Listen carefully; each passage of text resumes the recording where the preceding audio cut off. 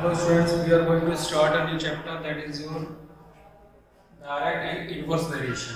ठीक है बेटा, तो चलो स्टार्ट करते हैं डायरेक्ट एंड इनवर्स वेरिएशन.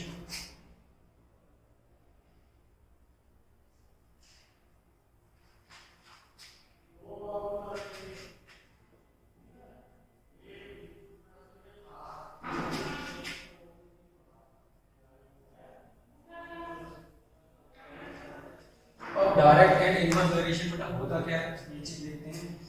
अच्छा, इसमें क्या है, चलो सबसे पहले देखते हैं हम डायरेक्ट वेरिएशन क्या होता है. तो देखो डायरेक्ट में हम क्या करते हैं, जैसे हमने x और y दो जगह दो वैल्यू ले ली, ठीक है.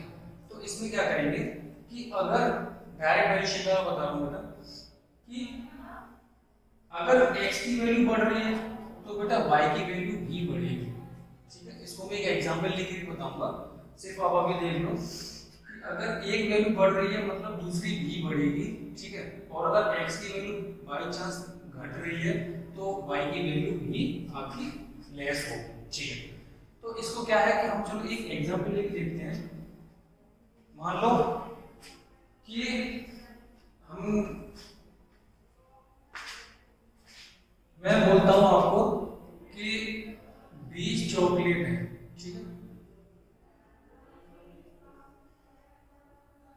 20 चॉकलेट है जिसकी कीमत बेटा कितनी है 200. ठीक है, 20 चॉकलेट की कीमत कितनी है 200 रुपए. तो 40 चॉकलेट की कीमत कितनी होगी, तो 40 चॉकलेट की कीमत कितनी होगी ये बताओ. तो आप कैसे निकालोगे, देखो 20 की 200 है तो अब 40 की कितनी होगी. तो इसमें क्या हो रहा है कि सबसे पहले क्या था कि 20 की 200 है तो अब 40 की कुछ ना कुछ बेटा बढ़ के ही आई. ठीक है, तो इसमें क्या था, मान लो x y z कुछ भी आती है वो चीज मैं आपको बाद में बताऊंगा. तो हमने ये मान ली x और ये मान लिया हमने y.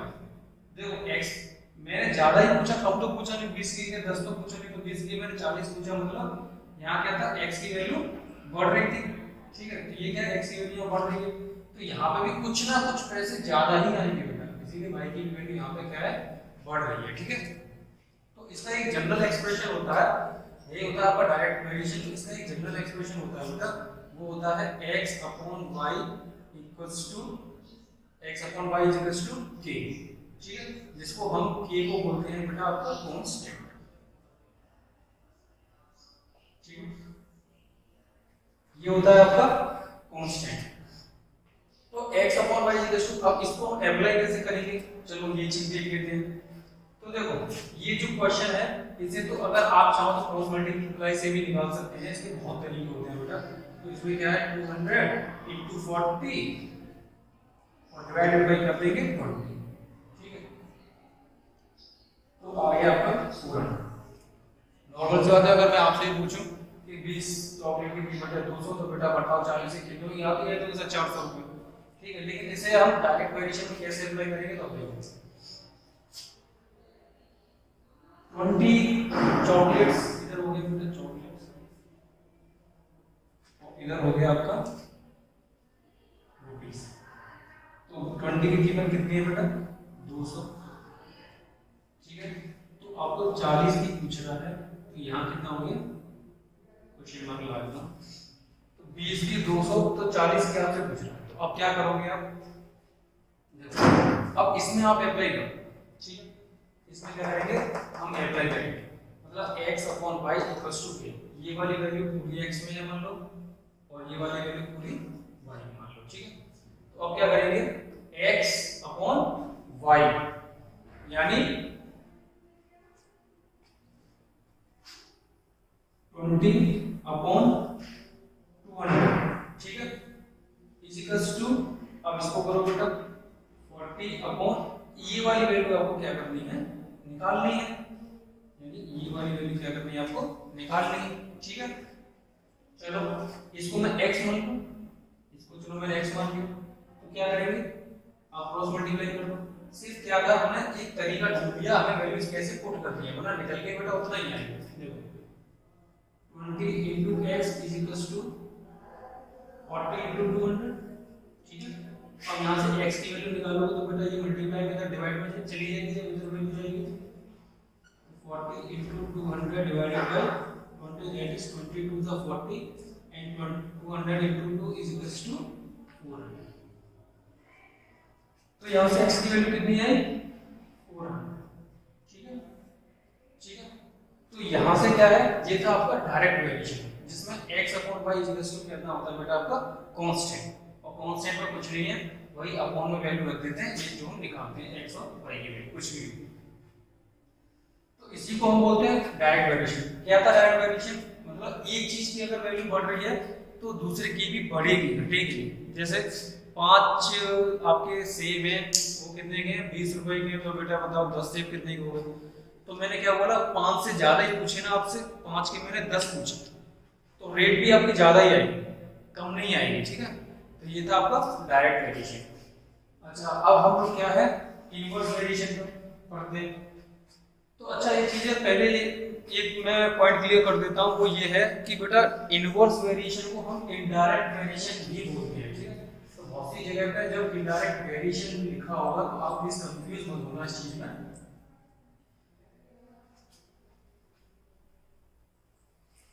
देखो यहाँ क्या है, इनवर्स की जगह पे वो इनडायरेक्ट वेरिएशन भी लिख सकता है, तो मैं लिख देता हूँ इनडायरेक्ट वेरिएशन। चलो ये तो था डायरेक्ट वेरिएशन। अब इनडायरेक्ट वेरिएशन में क्या करेंगे कि जैसे मैंने उसमें बताया था कि अगर x की वैल्यू बढ़ रही है तो बेटा y की वैल्यू बढ़ेगी। अच्छा इनडायरेक्ट वेरिएशन में क्या करेंगे कि देखो नॉर्मल सी बात है, उसमें जब बढ़ रहे थे दोनों तो इसमें कुछ ना कुछ तो चेंज होगा, तो यानी इसमें होता है बेटा अगर x की वैल्यू बढ़ रही है तो y की वैल्यू हमेशा घटेगी, और अगर x की वैल्यू घट रही है तो y की वैल्यू बेटा हमेशा मतलब एक कम होगा तो एक ज्यादा होगा, एक ज्यादा होगा तो एक कम होगा। अच्छा कैसे होगा, अब इसका एक एग्जांपल लेते हैं, और यहाँ से भी एक जनरल फॉर्मूला निकल के आएगा, वो क्या है वो देख लेते हैं। जैसे मान लो मैंने बोल दिया बेटा 20 चॉकलेट्स हैं, चलो चॉकलेट बहुत प्यारी है, 20 चॉकलेट्स हैं। ठीक है, ये तो हो गए चिल्ड्रन और ये हो गया बेटा नंबर ऑफ चॉकलेट्स। अब ध्यान से देख लो, क्योंकि बच्चे बहुत ज्यादा कंफ्यूज होते हैं डायरेक्ट और इनडायरेक्ट वेरिएशन को आइडेंटिफाई करने में। क्वेश्चन सॉल्व कर लेते हैं कोई दिक्कत नहीं है, लेकिन ये चीज नहीं आइडेंटिफाई कर पाते कि ये डायरेक्ट का है या फिर बेटा इनडायरेक्ट का है। ठीक है, तो अब देखो चिल्ड्रन थे, नंबर ऑफ चॉकलेट। अच्छा 20 चॉकलेट है, चॉकलेट कितनी है 20, और मैंने क्या किया सिर्फ एक ही बच्चे को दी, एक बच्चे को दी तो कितनी बेटा एक ही बार में 20 आ गई। ठीक है, अब मैंने क्या किया कि मान लो 4 बच्चों को मैं देता हूं। ठीक है, मैंने क्या किया 4 बच्चों को वही चॉकलेट में 4 बच्चों में बांटता हूं, तो अब कितनी कितनी बांट में आएंगे, अब बेटा 5 आएंगे। नॉर्मल सी बात है, जब आप 20 को 4 जगह बांटोगे तो सब जगह बेटा 5 ही तो आएगा, क्योंकि 5 10 50। ठीक है, ये हो गया। अब मैं बोलता हूं कि बच्चे 5 हो गए, मान लो बच्चे कितने हो गए 5। अब बच्चे कितने हो गए 5, तो 20 चॉकलेट है, 5 बच्चे तो कितनी कितनी बांट में आ गई 4 आ गई आपका होगा। मान लिया कि बच्चा आ गया। अब मैं कह देता हूं कि बच्चे हैं 10, तो बेटा कितनी 2 बांट में आएगी ना, क्योंकि 20 ही चॉकलेट है, आप 2 बांटोगे तब तो 10 बच्चे बटेंगे। अब मान लो चलो नंबर ऑफ चॉकलेट्स, ठीक है, ये चिल्ड्रन कितने थे 2 आ गए 10 पे। अब मान लो 20 है, 20 बच्चे हैं, तो चॉकलेट कितनी बांट में आएगी, सबकी बांट में एक ही आएगी। ठीक है ना, तो अब यहाँ पे ध्यान से देखो, इसने क्या किया कि नंबर ऑफ चॉकलेट्स यहाँ बेटा क्या हो रही है घट रही है, यानी 20 से नंबर ऑफ डिजिट्स यहाँ पे क्या है, चलो ये x मान लो, ये क्या मान लो y मान लो। ठीक है, ये तो यहाँ पे क्या हो रहा है कि 20 से 5 हो रहा है, 5 से 4, 4 से 2, 2 से 1, मतलब ये कहीं ना कहीं माइनस हो रहा है, घट रहा है। ठीक है, लेकिन यहाँ क्या हो रहा है 1 से 4, 4 से 5, 5 से 10, 10 से 20, यहाँ मैंने बोला था ना अगर एक वैल्यू बढ़ेगी तो एक वैल्यू घटेगी, यहाँ से हमारा साबित हो गया। चलो इसका एक हम एग्जांपल लेते हैं। तो एग्जाम्पल में क्या है कि इसको चलो वेरीफाई करने के लिए एग्जाम्पल लेते हैं, और बेटा इसमें ऐसा कुछ खास है नहीं, यूनिवर्सल डायरेक्ट और इनडायरेक्ट वेरिएशन है। तो इनडायरेक्ट वेरिएशन का एक एग्जाम्पल हम लेते हैं। मान लो कि ये हो गया स्पीड और इधर हो गया बेटा टाइम, ठीक है।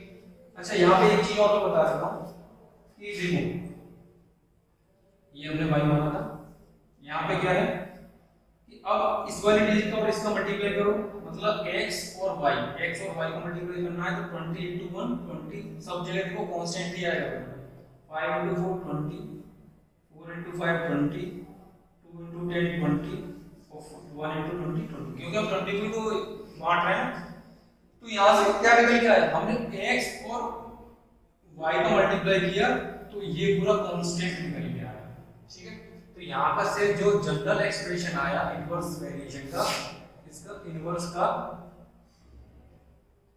तो वो क्या निकल के आया, x into y equals to ये निकल के आया।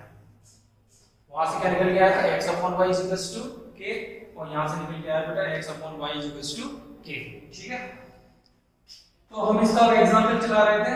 तो स्पीड ऑफ टाइम, जब मेरी स्पीड थी बेटा 40 किलोमीटर पर आवर, ठीक है, जब मेरी स्पीड थी 40 किलोमीटर पर आवर, तो मुझे कहीं जाने के लिए टाइम लग रहा था मान लो 4 घंटे लग रहे। अब मैंने क्या किया, अपनी स्पीड मैंने बढ़ा दी, मैंने क्या किया, अपनी स्पीड इंक्रीज कर दी, मतलब 60 किलोमीटर पर आवर कर दी। तो अब टाइम मुझे ये बताओ ज्यादा लगेगा या कम लगेगा, सोच के बताओ। टाइम अब ज्यादा लगेगा, क्योंकि देखो पहले 40 थी तो 4 घंटे लग रहे थे, अब जब मैंने अपनी स्पीड बढ़ा दी तो बेटा टाइम तो कम लगेगा ना, कुछ ना कुछ टाइम कम ही लगेगा, ठीक है, जो हमें यहाँ निकालना है। फॉर्मूला क्या था आपका, xy क्या था, एक्सप्रेशन क्या है बेटा आपका, xy k है। तो क्या करना है, अब क्या करना, इसको हमने क्या मान लिया, x मान लिया, चलो। तो अब क्या करेंगे, x into y equals to k, वहां पे हमने क्या किया था, अपॉन किया था, है ना, x अपॉन y किया था, तो 40 अपॉन 4 किया था, तो मल्टीप्लाई करना है, तो 40 into 4 equals to, अब कांस्टेंट है तो कांस्टेंट में क्या आएगा, 60 into x, so x is what, ये डिवाइड हो जाएगा, 40 into 4 upon 60, 0 0, 2 2 is 4, 2 3 is 6, that is 8 upon 3 equals to, तो यहाँ से x equals to, और आप क्या लिख सकते हो, 2 2 upon 3 r, ठीक है बेटा, ये हो गया। तो यहाँ से देखो क्या निकल गया है, अब एक चीज क्लियर निकल के आ रही है कि जब 40 किलोमीटर पर आवर था तो हमने क्या है 4 घंटे लिए, जब स्पीड हमने बढ़ा दी गाड़ी की, जब हमने रेस बढ़ा दी तो बेटा कहीं ना कहीं हम जल्दी पहुंच जाएंगे। तो यहाँ पे कितना था, 60 किलोमीटर पर आवर, जब स्पीड बढ़ा दी तो क्या है, जब 40 से आपकी 60 हो गई स्पीड, 40 से कितनी होगी 60 हो गई, तो टाइम में कुछ तो बेटा कमी आएगी, कुछ तो लेस टाइम लगेगा। तो लेस टाइम मतलब 4 घंटे की जगह हम कितना, लगभग 2.5 घंटे में पहुंच जाएंगे, या 2.25 घंटे में पहुंच जाएंगे, 2.3 आवर में पहुंच जाएंगे सीधे। तो ये था पूरा कॉन्सेप्ट आपका डायरेक्ट एंड इनडायरेक्ट वेरिएशन, ठीक है। और इसमें बेटा ज्यादा कुछ है नहीं, इसके बाद अब आपका काम रह जाता है, आप अच्छे से क्वेश्चंस लगाइए, ठीक है। तो फिर हम मिलते हैं किसी एक नए टॉपिक के साथ। Thank you so much.